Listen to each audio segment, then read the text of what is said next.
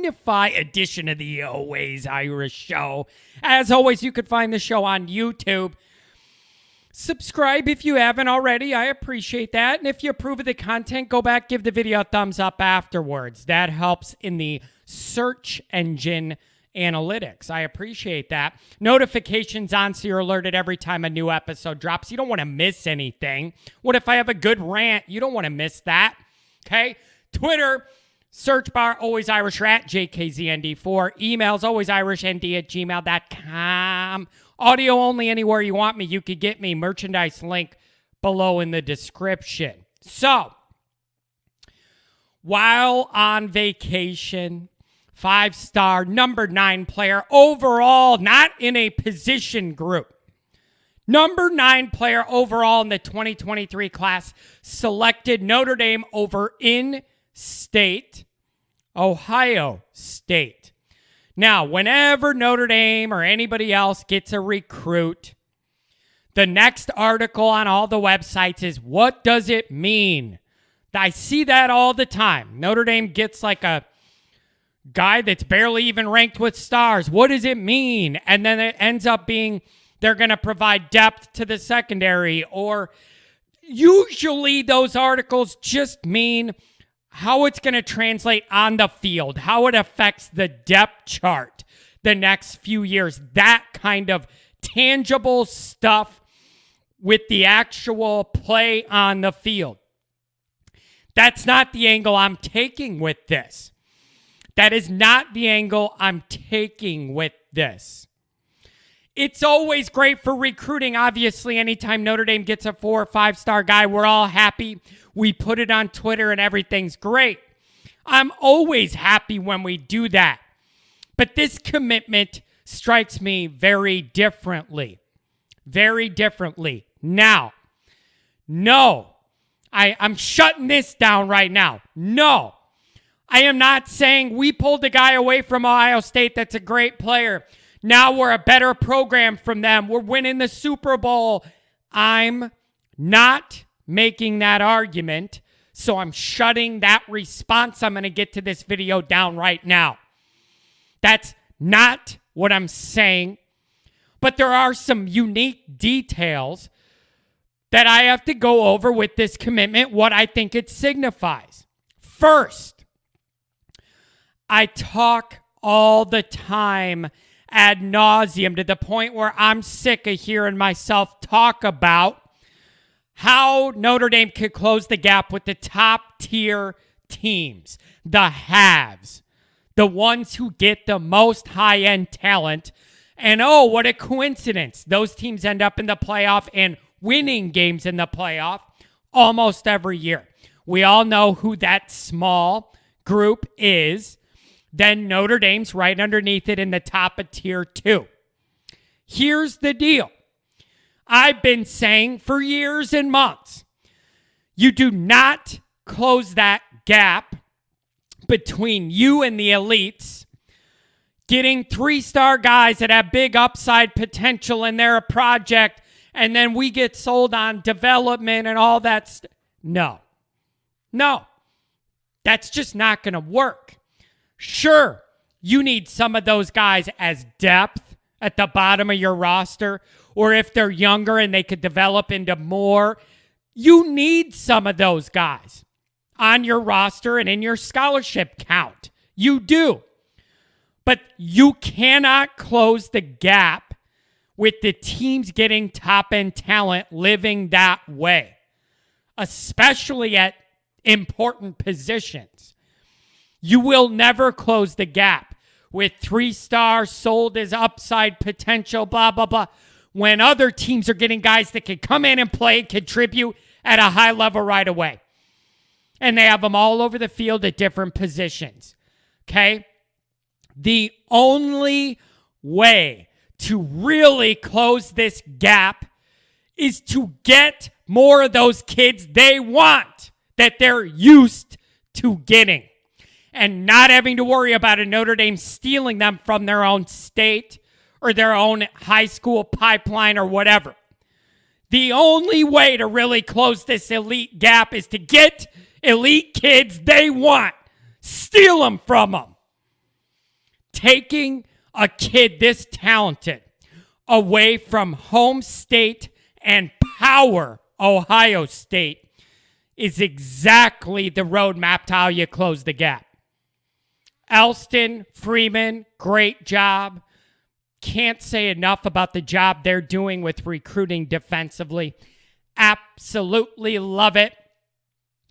This is what you need more of if you want to close that gap. Okay? This exact dynamic. Make these inroads. It's hard to start doing it, but once you start it, you could build some real momentum in new areas, new schools, new pipelines, new talent pools. You get a kid as good as Vernon. Maybe he turns into Blake Fisher and starts recruiting for you these other great kids the way Fisher did. Okay, maybe he's that guy. Okay, so I repeat, you cannot and will not close the gap between Notre Dame and the elites with low-level, 3-star guys, and then you say you're going to develop them, they have potential. It's not going to work. You need to take guys they want. We have recently gotten guys that are from in-state Michigan that we pull. Ohio State, we pull. We pulled Tyson out of being an Oklahoma guy. Looking like Oklahoma was going to get that commitment, and then we got it. Okay? Bama is interested in Omarion, our receiver commitment. This is where you want to be. This is how you get to that next level. Taking kids away from all these programs where they think they added on. There's two dynamics here. Bama and Ohio State, ultra elite, pulling any kids that they're interested in, I'm good with. Just knowing that Saban's interested in one of our receivers makes me happy. I trust his judgment. Love it. Stealing a kid this good from Ryan Day and Ohio State in-state, love it. I don't consider Oklahoma elite because I don't believe they play in a real conference, but they made the playoff. You're stealing a kid that was thought to go there, good job. Stealing a kid out of Michigan that grew up right outside the big house and he's coming to Notre Dame. Love it. That's exactly what you want to see. Okay? The other part of this is the reactions from these other fan bases to us doing what we're doing in recruiting right now is absolutely glorious.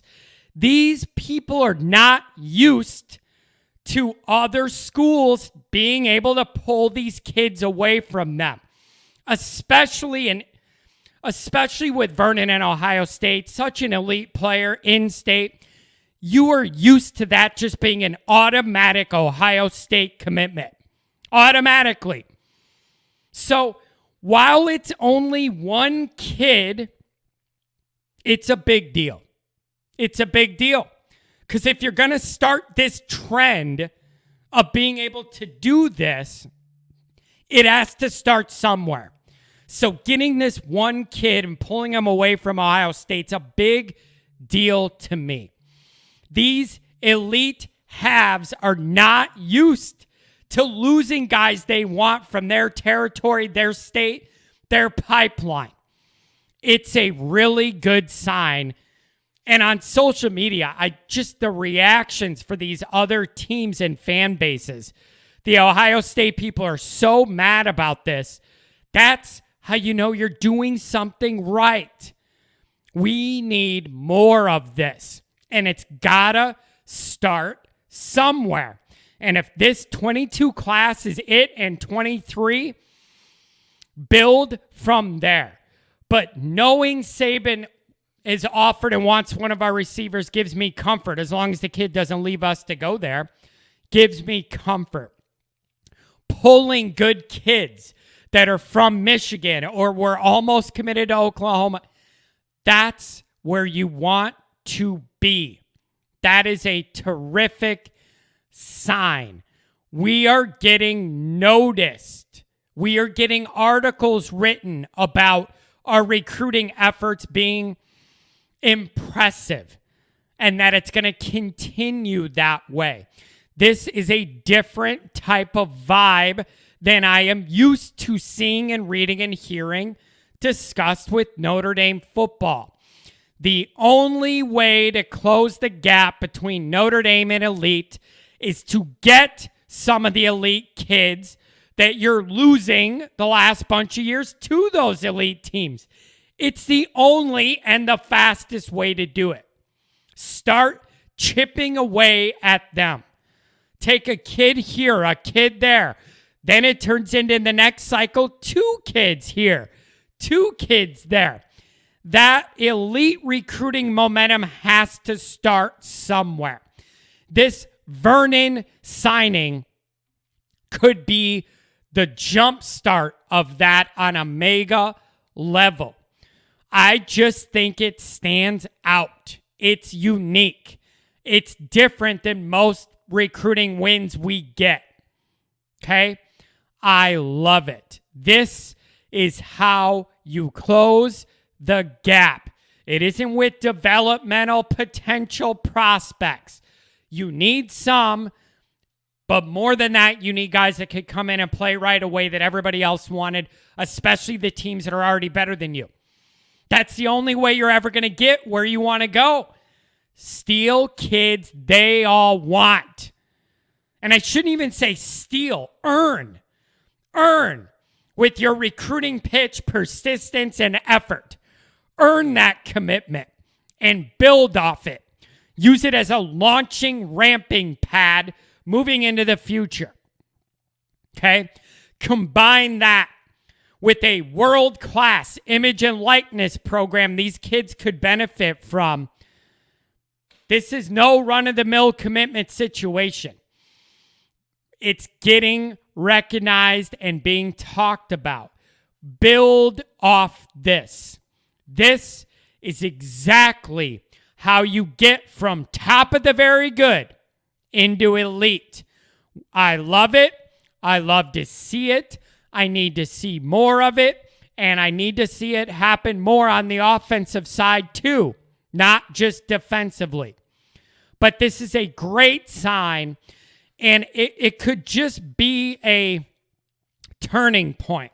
Sometimes you just need that one commit, and it unlocks this momentum for that whole class. Other guys of that echelon start seeing guys interested in going to Notre Dame, and it builds and snowballs.